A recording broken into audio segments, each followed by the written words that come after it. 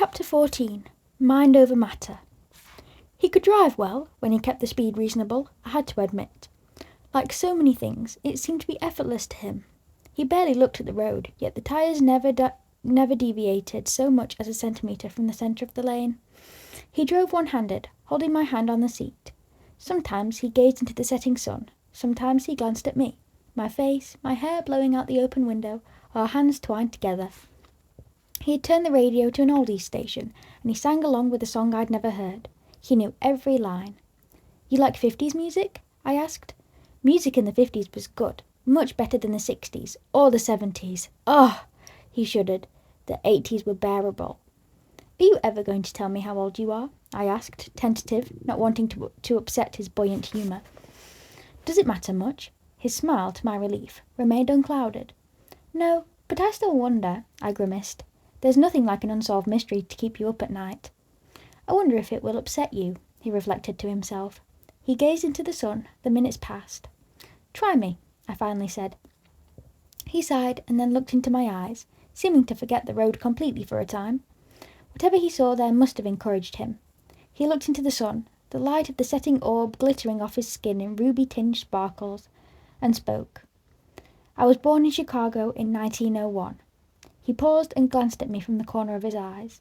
My face was carefully unsurprised, patient for the rest.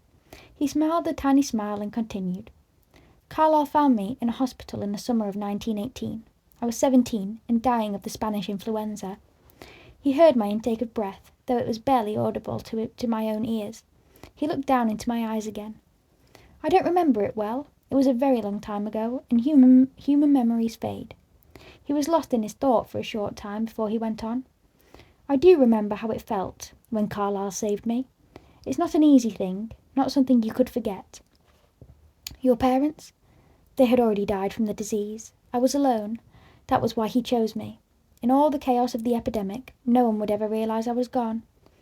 "How did he save you?" A few seconds passed before he answered. He seemed to choose his words carefully. "It was difficult. Not many of us have the restraint necessary to accomplish it.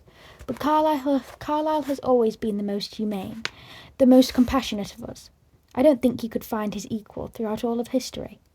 He paused. "For me, it was merely very, very painful." I could tell from the set of his lips. He would say no more on this subject. I suppressed my curiosity, though it was far from idle.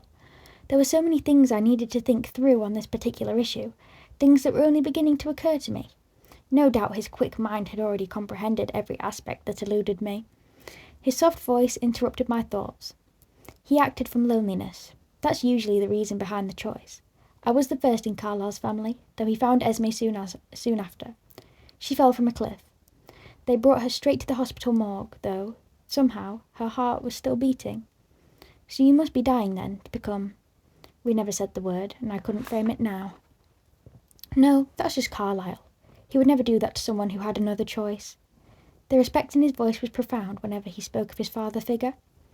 "It is easier, he says, though," he continued, "if the blood is weak." He looked at the now dark road, and I could feel the subject closing again. "And Emmett and Rosalie?" "Carlyle brought Rosalie to our family next. I didn't realise till much later that he was hoping she would be to me what Esme was to him. He was careful with his thoughts around me." He rolled his eyes. "But she was never more than a sister. It was only 2 years later that she found Emmett. She was hunting. We were in the Appalachia at the time, and found a bear about to finish him off. She carried him back to Carlisle, more than 100 miles, afraid she wouldn't be able to do it herself. I'm only beginning to guess how difficult that journey was for her." He threw a pointed glance in my direction and raised our hands, still folded together, to brush my cheek with the back of his hand. "But she made it," I encouraged, looking away from the unbearable beauty of his eyes. "Yes," he murmured. "She saw something in his face that made her strong enough, and they've been together ever since. Sometimes they live separately from us, as a married couple, but the younger we pretend to be, the longer we can stay in any given place. Forks seemed perfect, so we all enrolled in high school." He laughed. "I suppose we'll have to go to their wedding in a few years, again." "Alice and Jasper?" "Alice and Jasper are two very rare creatures. They both developed a conscience, as we referred to it, with no outside guidance. Jasper belonged to another family. A very different kind of family. He became depressed and he wandered on his own. Alice found him. Like me, she has certain gifts above and beyond the norm of our kind. Really? I interrupted, fascinated. But you said you were the only one who could hear people's thoughts. That's true. She knows other things. She sees things. Things that might happen. Things that are coming. But it's very subjective. The future isn't set in stone. Things change. His jaw set when he said that, and his eyes darted to my face in a way so quickly that I wasn't sure if I only imagined it. What kinds of things does she see? She saw Jasper and knew that he was looking for her before he knew it himself. She saw Carlyle and our family, and they came together to find us. She's more sensitive to non-humans. She always sees, for example, when another group of our kind is coming near, and any threat they may pose. Are there a lot of your kind? I was surprised. How many of them walk among us undetected? No, not many, but most won't settle in any one place. Only those like us, who've given up on hunting you people, a sly glance in my direction, can live together with humans for any length of time. We've only found one other family like ours, in a small village in Alaska. We lived together for a time, but there were so many of us that we became too noticeable. Those of us who live differently tend to band together. And the others? Nomads, for the most part. We've all lived that way at times. It gets tedious, like anything else. But we run across others now and then, because most of us prefer the north. Why is that? We were parked in front of my house now, and he'd turned off the truck.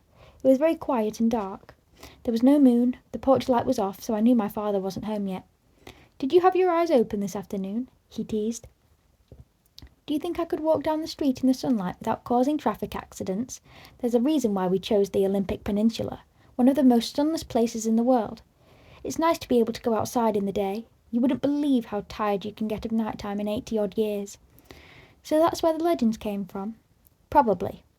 And Alice came from another family, like Jasper. No, and that is a mystery. Alice doesn't remember her human life at all, and she doesn't know who created her. She awoke alone. Whoever made her walked away, and none of us understand why, or how he could. If she hadn't had that other sense, if she hadn't seen Jasper and Carlyle and known that she would someday become one of us, she probably would have turned into a total savage. There was so much to think through, so much I still wanted to ask, but to my great embarrassment, my stomach growled. I'd been so intrigued I hadn't even noticed I was hungry. I realised now that I was ravenous. "I'm sorry, I'm keeping you from dinner." "I'm fine, really. I've never spent much time around anyone who eats food. I forget. I want to stay with you." It was easier to say in the darkness, knowing as I spoke how my voice would betray me, my hopeless addiction to him. "Can't I come in?" he asked. "Would you like to?" I couldn't picture it, this godlike creature sitting in my father's shabby kitchen chair. "Yes, if that's all right." I heard the door close quietly, and almost simultaneously he was outside my door, opening it for me. "Very human," I complimented him. "It's definitely resurfacing." He walked beside me in the night, so quietly I had to peek at him constantly to be sure he was still there. In the darkness he looked much more normal, still pale, still dreamlike in his beauty, but no longer the fantastic sparkling creature of our sunlit afternoon. He reached the door ahead of me and opened it for me. I paused halfway through the door. The door was unlocked.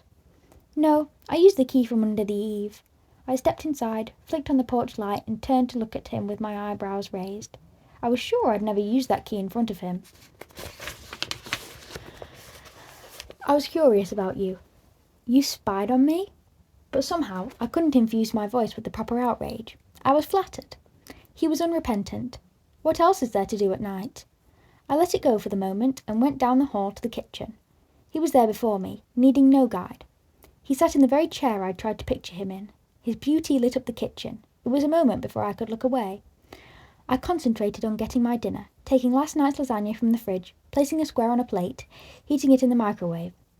It revolved, filling the kitchen with the smell of tomatoes and oregano. I didn't take my eyes from the plate of food as I spoke. "How often?" I asked casually. He sounded as if I had pulled him from some other train of thought. I still didn't turn around. "How often did you come here?" "I come here almost every night." I whirled, stunned. "Why?" "You're interesting when you sleep," he spoke matter-of-factly. You talk." "No!" I gasped, heat flooding my face all the way to my hairline. I gripped the kitchen counter for support. I knew I talked in my sleep, of course. My mother teased me about it. I hadn't thought it was something I needed to worry about here, though. His expression shifted instantly to chagrin. "Are you very angry with me?" "That depends." I felt and sounded like I'd had the breath knocked out of me. He waited. "On," he urged. "What you heard," I wailed. Instantly, silently, he was at my side, taking my hands carefully. "Don't be upset," he pleaded. He dropped his face to the level of my eyes, holding my gaze. I was embarrassed. I tried to look away. "You miss your mother," he whispered. "You worry about her, and when it rains, the sound makes you restless. You used to talk about home a lot, but it's less often now. Once you said, 'It's too green.'" He laughed softly, hoping I could see, not to offend me further. "Anything else?" I demanded. He knew what I was getting at. "You did say my name," he admitted. I sighed in defeat. "A lot?" "How much do you mean by a lot, exactly?" "Oh, no!" I hung my head. He pulled me against his chest, softly, naturally. "Don't be self-conscious," he whispered in my ear. "If I could dream at all, it would be about you, and I'm not ashamed of it." Then we both heard the sound of tires on the brick driveway, saw the headlights flash through the front windows, down the hall to us. I stiffened in his arms. "Should your father know I'm here?" he asked. "I'm not sure." I tried to think it through quickly. "Another time, then?" And I was alone. "Edward!" I hissed. I heard a ghostly chuckle, then nothing else. My father's key turned in the door. "Bella?" he called. It had bothered me before. Who else would it be? Suddenly, he didn't seem so far off base. "In here." I hoped he couldn't hear the hysterical edge to my voice. I grabbed my dinner from the microwave and sat at the table as he walked in. His footsteps sounded so noisy after my day with Edward.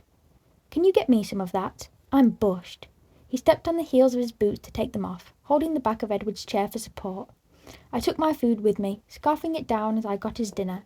It burned my tongue. I filled 2 glasses with milk while his lasagna was heating, and gulped mine to put out the fire. As I set the glass down, I noticed the milk trembling and realised my hand was shaking.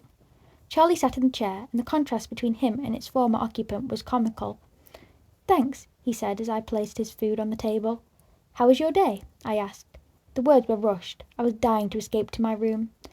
"Good. The fish were biting. How about you? Did you get everything done that you wanted to?" "Not really. It was too nice out to stay indoors." I took another big bite. "It was a nice day," he agreed. What an understatement, I thought to myself. Finished with the last bite of lasagna, I lifted my glass and chugged the remains of my milk. Charlie surprised me by being observant. "In a hurry?" "Yeah, I'm tired. I'm going to bed early." "You look kind of keyed up," he noted. Why, oh why did this have to be his night to pay attention? "Do I?" was all I could manage in response. I quickly scrubbed my dishes clean in the sink and placed them upside down on a dish towel to dry. "It's Saturday," he mused. I didn't respond. "No plans tonight?" he asked suddenly. "No, Dad. I just want to get some sleep." "None of the boys in town your type, eh?" He was suspicious, but trying to play it cool. "No, none of the boys have caught my eye yet." I was careful not to overemphasize the word boys in my quest to be truthful with Charlie. "I thought maybe that Mike Newton. You said he was friendly." "He's just a friend, Dad." "Well, you're too good for them all anyway. Wait till you get to college to start looking. Every father's dream, that his daughter will be out of the house before the hormones kick in." "Sounds like a good idea to me," I agreed as I headed up the stairs. "Night, honey," he called after me.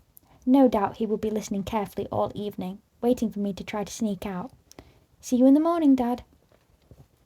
See you creeping into my room tonight at midnight to check on me." I worked to make sure my tread sounded slow and tired as I walked up the stairs to my room. I shut the door loud enough for him to hear, and then sprinted on my tiptoes to the window. I threw it open and leaned out into the night, my eyes scanning the darkness, the impenetrable shadows of the trees. "Edward?" I whispered, feeling completely idiotic. The quiet, laughing response came from behind me. "Yes?" I whirled, one hand flying to my throat in surprise. He lay, smiling hugely across my bed. his hands behind his head, his feet dangling off the end, the picture of ease. "Oh," I breathed, sinking unsteadily to the floor. "I'm sorry." He pressed his lips together, trying to hide his amusement. "Just give me a minute to restart my heart." He sat up slowly, so as to not startle me again. Then he leaned forward and reached out with his long arms to pick me up, gripping the tops of my arms like I was a toddler. He sat me on the bed beside him. "Why don't you sit with me?" he suggested, putting a cold hand on mine. "How's the heart?" "You tell me. I'm sure you hear it better than I do." I felt his quiet laughter shake the bed. We sat there for a moment in silence, both listening to my heartbeat slow. I thought about having Edward in my room, with my father in the house. "Can I have a minute to be human?" I asked. "Certainly." He gestured with one hand that I should proceed. "Stay," I said, trying to look severe. "Yes, ma'am," and he made a show of becoming a statue on the edge of my bed. I hopped up, grabbing my pyjamas from off the floor, my bag of toiletries off the desk. I left the light off and slipped out, closing the door. I could hear the sound from the TV rising up the stairs. I banged the bathroom door loudly so Charlie wouldn't come up to bother me. I meant to hurry. I brushed my teeth fiercely, trying to be thorough and speedy, removing all traces of lasagna. But the hot water of the shower couldn't be rushed. It unknotted the muscles in my back, calmed my pulse. The familiar smell of my shampoo made me feel like I might be the same person I had been this morning. I tried not to think of Edward, sitting in my room, waiting, because then I had to start all over with the calming process. Finally, I couldn't delay any more. I shut off the water, toweling hastily, rushing again. I pulled on my holey t-shirt and grey sweatpants. Too late to regret not packing the Victoria's Secret silk pyjamas my mother got me 2 birthdays ago, which still had the tags on them, in a drawer somewhere back home. I rubbed the towel through my hair and then yanked the brush through it quickly. I threw the towel in the hamper, flung my brush and toothpaste into my bag. Then I dashed down the stairs so Charlie could see that I was in my pyjamas, with wet hair. "Night, Dad." "Night, Bella." He did look startled by my appearance. Maybe that would keep him from checking on me tonight. I took the stairs 2 at a time, trying to be quiet, and flew into my room, closing the door tightly behind me. Edward hadn't moved a fraction of an inch. A carving of Adonis perched on my faded quilt. I smiled and his lips twitched, the statue coming to life. His eyes appraised me, taking in the damp hair, the tattered shirt.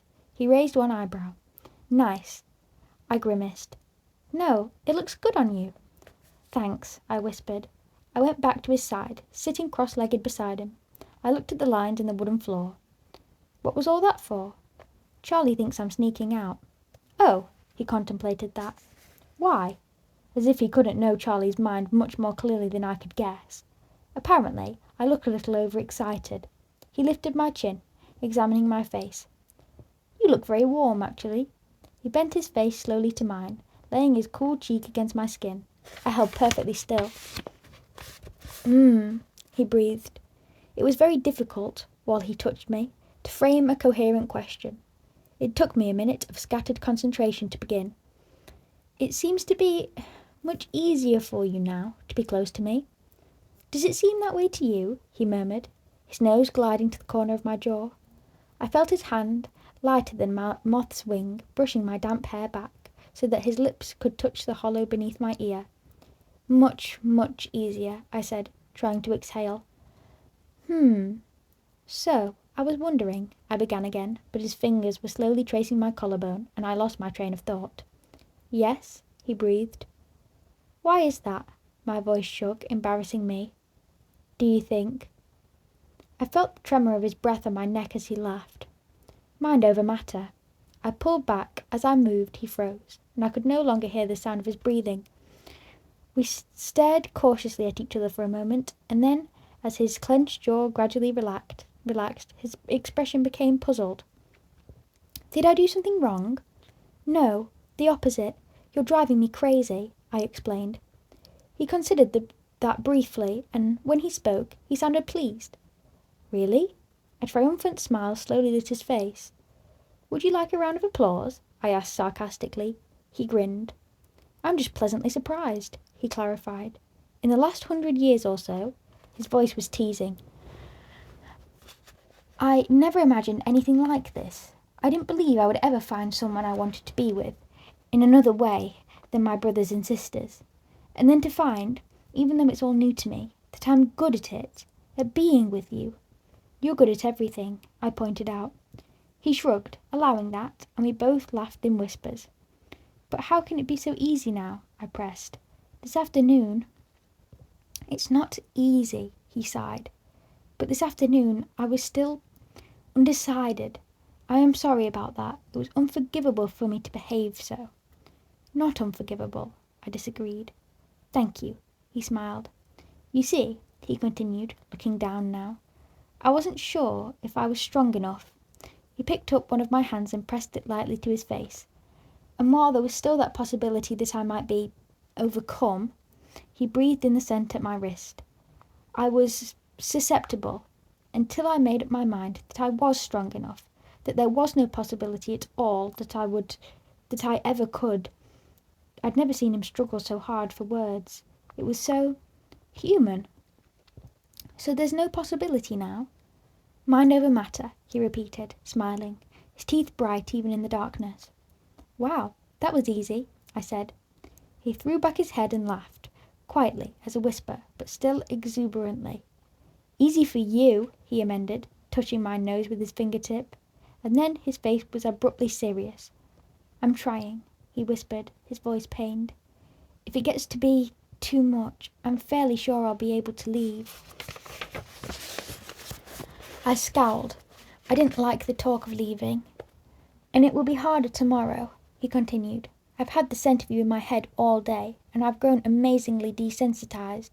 If I'm away from you for any length of time, I'll have to start over again. Not quite from scratch, though, I think. Don't go away, then, I responded, unable to hide the longing in my voice. That suits me, he replied, his face relaxing into a gentle smile. Bring on the shackles. I'm your prisoner. But his long hands formed manacles around my wrists as he spoke. He laughed his quiet, musical laugh. He'd laughed more tonight than I'd ever heard in all the time I'd spent with him. You seem more optimistic than usual, I observed. I haven't seen you like this before. Isn't it supposed to be like this? He smiled.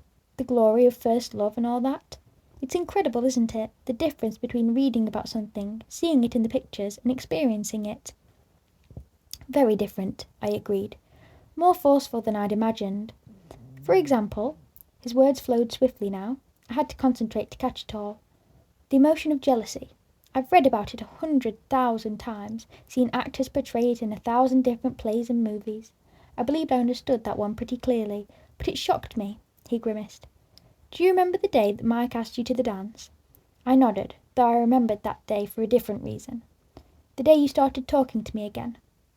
I was surprised by the flare of resentment, almost fury, that I felt. I didn't recognise what it was at first.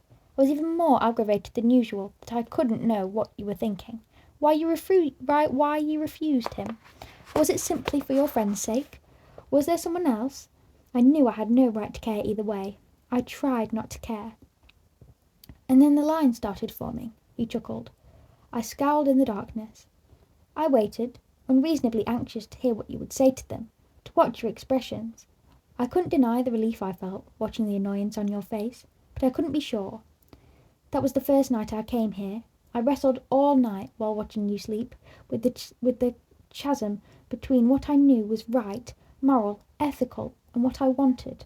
I knew that if I continued to ignore you as I should, or if I left for a few years till you were gone, that some day you would say yes to Mike or someone like him.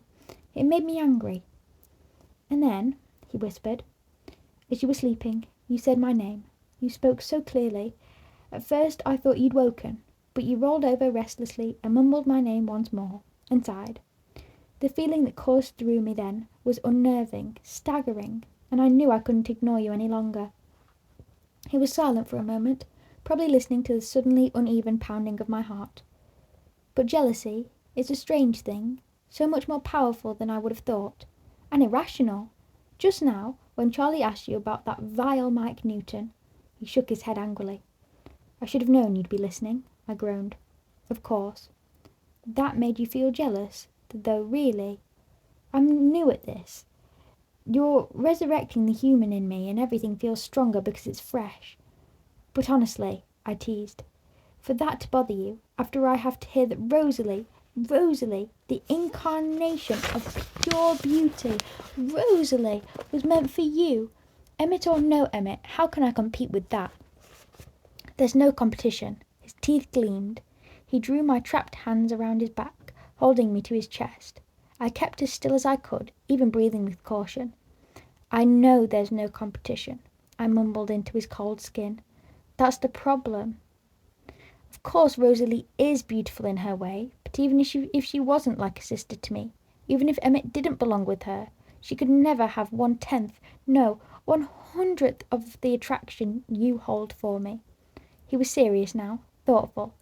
For almost 90 years I've walked among my kind, and yours, all the time thinking I was complete in myself, not realizing what I was seeking, and not finding anything because you weren't alive yet. It hardly seems fair, I whispered, my face still resting on his chest, listening to his breathing come and go. I haven't had to wait at all. Why should I get off so easily? You're right, he agreed with amusement. I should make this hard for you, definitely. He freed one of his hands, releasing my wrist only to gather it carefully into his other hand. He stroked my wet hair softly, from the top of my head to my waist. You only have to risk your life every second you spend with me. That's surely not much.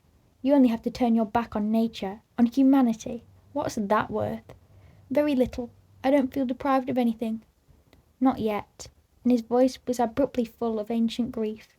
I tried to pull back, to look in his face, but his hand locked my wrist in an unbreakable hold. What? I started to ask, when his body became alert. I froze, but he suddenly released my hands and disappeared. I narrowly avoided falling on my face. Lie down, he hissed. I couldn't tell where he spoke from in the darkness. I rolled under my quilt, balling up on my side, the way I usually slept. I heard the door crack open, as Charlie peeked in to make sure I was where I was supposed to be. I breathed evenly, exaggerating the movement. A long minute passed. I listened, not sure if I had heard the door close. Then Edward's cool arm was around me, under the covers, his lips at my ear. You are a terrible actress. I'd say that career path is out for you. Darn it, I muttered. My heart was crashing in my chest. He hummed a melody I didn't recognize. It sounded like a lullaby. He paused. Should I sing you to sleep? Right, I laughed. Like I could sleep with you here. You do it all the time, he reminded me. But I didn't know you were here, I replied icily. So if you don't want to sleep, he suggested, ignoring my tone. My breath caught. If I don't want to sleep, he chuckled. What do you want to do then? I couldn't answer at first. I'm not sure, I finally said. Tell me when you decide. I could feel his cool breath on my neck, feel his nose sliding along my jaw, inhaling. I thought you were desensitized. Just because I'm resisting the wine doesn't mean I can't appreciate the bouquet, he whispered. You have a very floral smell, like lavender or freesia, he noted. It's mouth-watering. Yeah, it's an off day when I don't get somebody telling me how edible I smell. He chuckled and then sighed. I've decided what I want to do, I told him. I want to hear more about you. Ask me anything. I sifted through my questions for the most vital. Why do you do it? I said. I still don't understand how you can work so hard to resist what you are. Please don't misunderstand. Of course I'm glad that you do. I just don't see why you would bother in the first place. He hesitated before answering. That's a good question, and you are not the first one to ask it. The others, the majority of our kind who are quite content with our lot, they too wonder at how we live. But you see, just because we've been dealt a certain hand, it doesn't mean that we can't choose to rise above, to conquer the boundaries of a destiny that none of us wanted, to try to remain whatever essential humanity we can. I lay unmoving, locked in awed silence. Did you fall asleep? He whispered after a few minutes. No. Is that all you were curious about? I rolled my eyes. Not quite. What else do you want to know? Why can you read minds? Why only you? And Alice seeing the future? Why does that happen? I felt him shrug in the darkness. We don't really know. Carlyle has a theory. He believes that we all bring something of our strongest human traits with us into the next life, where they are intensified, like our minds and our senses. He thinks that I must have already been very sensitive to the thoughts of those around me, and that Alice had some precognition, wherever she was. What did he bring into the next life, and the others? Carlyle brought his compassion. Esme brought her ability to love passionately. Emmett brought his strength. Rosalie her tenacity. Or you could call it pig-headedness. He chuckled. Jasper is very interesting. He was quite charismatic in his first life, able to influence those around him to see things his way. Now he is able to manipulate the emotions of those around him. Calm down a room of angry people, for example, or excite a lethargic crowd. Conversely. It's a very subtle gift. I considered the impossibilities he described, trying to take it in. He waited patiently while I thought. So where did it all start? I mean, Carlyle changed you, and then someone must have changed him, and so on. Well, where did you come from? Evolution? Creation? Couldn't we have evolved in the same way as other species? Predator and prey? Or if you don't believe that all this world could have just happened on its own, which is hard for me to accept myself, is it so hard to believe that the same force that created the delicate angelfish with the shark, the baby seal and the killer whale, could create both our kinds together? Let me get this straight. I'm the baby seal, right? Right, he laughed, and something touched my hair. His lips? I wanted to turn toward him, to see if it was really his lips against my hair, but I had to be good. I didn't want to make this any harder for him than it already was. Are you ready to sleep? He asked, interrupting the short silence. Or do you have any more questions? Only a million or two. We have tomorrow, and the next day, and the next, he reminded me. I smiled, euphoric at the thought. Are you sure you won't vanish in the morning? I wanted this to be certain. You are mythical after all. I won't leave you. His voice had the seal of a promise in it. One more then tonight. And I blushed. The darkness was no help. I'm sure he could feel the sudden warmth under my skin. What is it? No, forget it. I changed my mind. Bella, you can ask me anything. I didn't answer, and he groaned. I keep thinking it will get less frustrating, not hearing your thoughts, but it just gets worse and worse. I'm glad you can't read my thoughts. It's bad enough that you eavesdrop on my sleep talking. Please? His voice was so persuasive, so impossible to resist. I shook my head. If you don't tell me, I'll just assume it's something much worse than it is, he threatened darkly. Please? Again, that pleading voice. Well, I began, glad that he couldn't see my face. Yes? You said that Rosalie and Emmett will get married soon. Is that marriage the same as it is for humans? He laughed in earnest now, understanding. Is that what you're getting at? I fidgeted, unable to answer. Yes, I suppose it is much the same, he said. I told you, most of those human desires are there, just hidden behind more powerful desires. Oh, was all I could say. Was there a purpose behind your curiosity? Well, I did wonder about you and me, someday. He was instantly serious. I could tell by the sudden stillness of his body. I froze too, reacting automatically. I don't think that would be possible for us, because it would be too hard for you if I were that close. That's certainly a problem, but that's not what I was thinking of. It's just that you are so soft, so fragile. I have to mind my actions every moment that we're together so that I don't hurt you. I could kill you quite easily, Bella, simply by accident. His voice had become just a soft murmur. He moved his icy palm to rest it against my cheek. If I was too hasty, if for 1 second I wasn't paying enough attention, I could reach out, meaning to touch your face, and crush your skull by mistake. You don't realize how incredibly breakable you are. I can never afford to lose any kind of control when I'm with you. He waited for me to respond, growing anxious when I didn't. Are you scared? He asked. I waited for a minute to answer, so the words would be true. No, I'm fine. He seemed to deliberate for a moment. I'm curious now, though, he said, his voice light again. Have you ever... He trailed off suggestively. Of course not, I flushed. I told you I've never felt like this about anyone before, not even close. I know, it's just that I know other people's thoughts. I know love and lust don't always keep the same company. They do for me, now, anyway, that they exist for me at all, I sighed. That's nice. We have one thing in common at least. He sounded satisfied. Your human instincts, I began. He waited. Well, do you find me attractive in that way at all? He laughed and lightly rumpled my nearly dry hair. I may not be a human, but I am a man, he assured me. I yawned involuntarily. I've answered your questions. Now you should sleep, he insisted. I'm not sure if I can. Do you want me to leave? No, I said too loudly. He laughed and then began to hum that same unfamiliar lullaby, the voice of an archangel, soft in my ear. More tired than I realised, exhaustion from the long day of mental and emotional stress like I'd never felt before, I drifted to sleep in his cold arms. And that's the end of chapter 14.